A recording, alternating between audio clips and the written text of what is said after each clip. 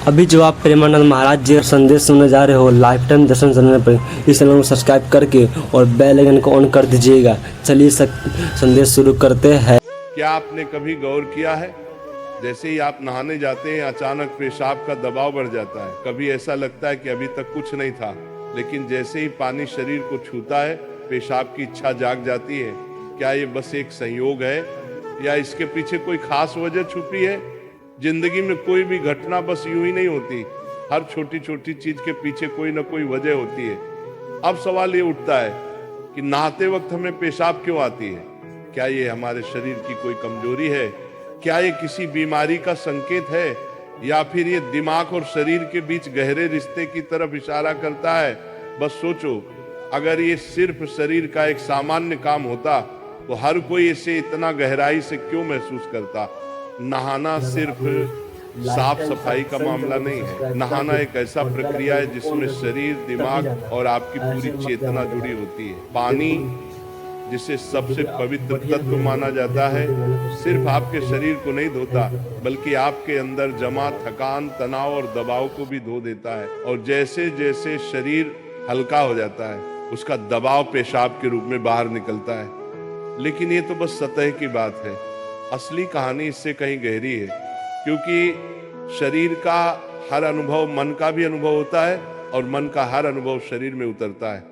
तो जब आप नहाते हैं, ये सिर्फ एक जैविक प्रक्रिया नहीं है, ये आपके मन और शरीर के बीच एक बातचीत है। अब सोचो, जब पानी तुम्हारे शरीर को छूता है तो क्या होता है? तुम्हारी त्वचा के हर रोम छिद्र में हलचल मच जाती है, तंत्र का तंत्र सक्रिय हो जाता है। ठंडक या गर्म पानी का एहसास दिमाग को ये बताता है कि शरीर को कुछ छोड़ने की जरूरत है, और उसका पहला तरीका पेशाब करना होता है। लेकिन ये पूरी सच्चाई नहीं है, क्योंकि अगर ये सिर्फ ठंडे पानी का असर होता तो फिर जब हम गर्म पानी से नहाते हैं तो ये क्यों होता?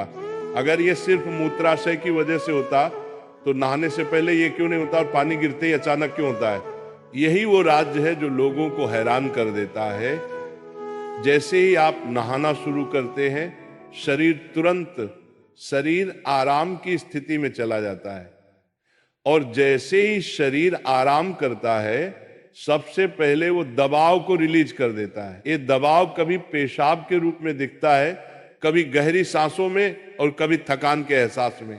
इंसान तब तक दबाव में रहता है जब तक वो खुद को छोड़ना नहीं सीखता। नहाना, पानी में डूबना, ये सब काम इसलिए अच्छे लगते हैं क्योंकि ये आपके अंदर के बोझ को हटा देते हैं। बस याद करो कि कभी गर्मी में जब तुम ठंडे पानी से नहाने बैठते हो तो पहला छींटा ही पूरा शरीर एक झटका महसूस करता है। उस झटके में शरीर कुछ देर के लिए नियंत्रण खो बैठता है, और नियंत्रण खोने से इच्छा पैदा होती है। अब आप सोचेंगे कि क्या ये हर किसी के साथ होता है? हाँ, लगभग हर किसी ने कभी न कभी इसे महसूस किया होता है।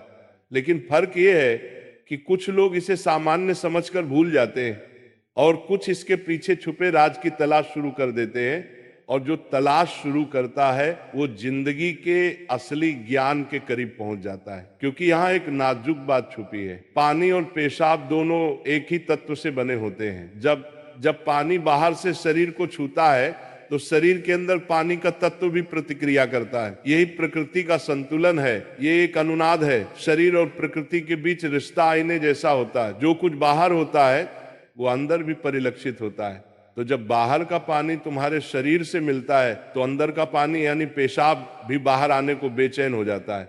लेकिन अब सवाल उठता है, क्या ये सिर्फ पानी और मूत्राशय की बात है, या इसके पीछे कुछ और भी है? क्या ये किसी कमजोरी का संकेत है? क्या ये किसी बीमारी का शुरुआती लक्षण है, या बस मन और शरीर के बीच की एक बातचीत है? यहीं से हमारी यात्रा शुरू होती है, शरीर के विज्ञान से लेकर आध्यात्मिक दृष्टि तक। क्योंकि अगर हम इसे बिना समझे सामान्य कहकर नजरअंदाज कर देंगे तो हम जीवन के एक बहुत बड़े संकेत को खो देंगे। तो चलिए अब इस रहस्य को और गहराई से समझते हैं। हर बार जब तुम कुछ छोड़ते हो, कुछ रिहा करते हो, तो वो तुम्हारे बोझ से आजादी देता है।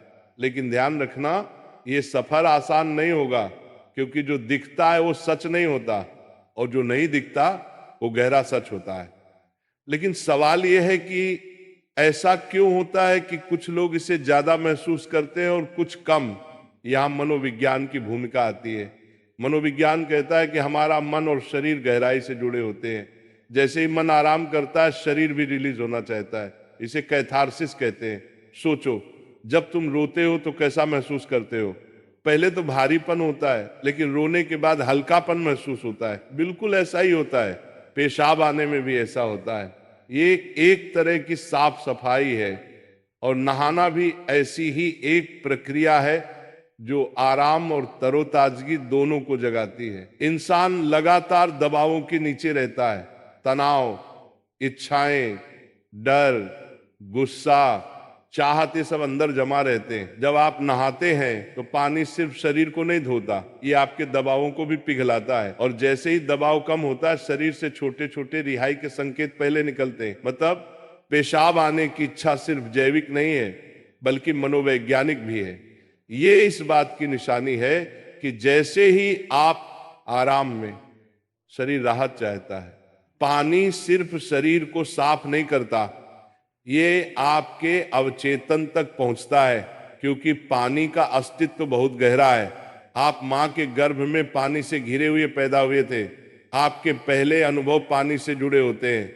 इसलिए जब भी पानी आपको छूता है, आपका अवचेतन सक्रिय हो जाता है। इसीलिए नहाना इतना सुखद लगता है। इसीलिए पानी में डूबना, किसी झील या समुद्र के किनारे बैठना इतना आरामदायक होता है। और इसीलिए जब भी शरीर पानी से टच करता है तो वह तुरंत राहत चाहता है, क्योंकि ये उसकी सबसे पहली अनुभूति होती है। हर बार जब पानी तुम्हें छूता है तो गर्भाशय का अनुभव वापस आ जाता है। गर्भ में तुम पूरी तरह आराम में थे, कोई तनाव नहीं, कोई दबाव नहीं। पानी का माहौल और राहत पाने का एहसास ही वजह है कि नहाते वक्त पेशाब आना स्वाभाविक होता है। लेकिन अब एक सवाल बचता है, क्या नहाते वक्त पेशाब आने की इच्छा सिर्फ एक सामान्य रिफ्लेक्स है, या ये किसी बीमारी का संकेत भी हो सकता है? विज्ञान मानता है कि अगर ये बहुत बार होता है, बहुत ज्यादा तलब होती है, आप इसे कंट्रोल नहीं कर पाते, तो ये ओवर एक्टिव ब्लैडर या किसी और मेडिकल कंडीशन का संकेत हो सकता है। लेकिन अगर ये कभी कभार होता है तो ये बिल्कुल नेचुरल है, बिल्कुल सामान्य है। अब सोचो, क्या आपने कभी ध्यान दिया कि ये तलब तभी बढ़ती है जब पानी डाला जाता है? मतलब यहां ट्रिगर पानी है, और पानी सिर्फ शरीर को नहीं छूता, बल्कि दिमाग और सबकॉन्शियस को भी।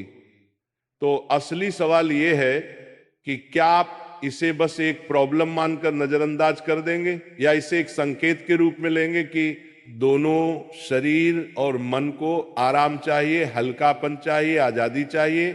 हर तरह की रिहाई सिर्फ जैविक नहीं होती, ये आध्यात्मिक भी होती है। आपको छोटे छोटे रिहाई के मौके दिए गए हैं ताकि आप एक बड़े रिहाई की तरफ बढ़ सकें। पेशाब, आंसू, हंसी, ये छोटे रिहाई के तरीके हैं, लेकिन ध्यान सबसे बड़ी रिहाई है। मतलब अगर आप समझ पाओ कि इच्छा क्यों आती है, तो ये सिर्फ एक शारीरिक अनुभव नहीं रहेगी, बल्कि ध्यान की तरफ एक कदम बनेगी।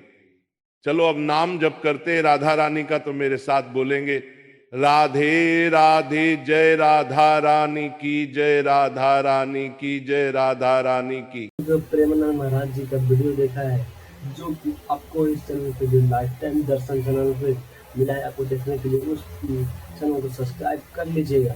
आपको हर दिन सुबह के 6 बजे या नहीं तो शाम के 3:15 पे वीडियो जरूर देखने को सुनने को मिलेगी, जो कि आपके जीवन को एक नई दिशा दे सकती है, जिसको आप एक जीवन बदल सकते हैं।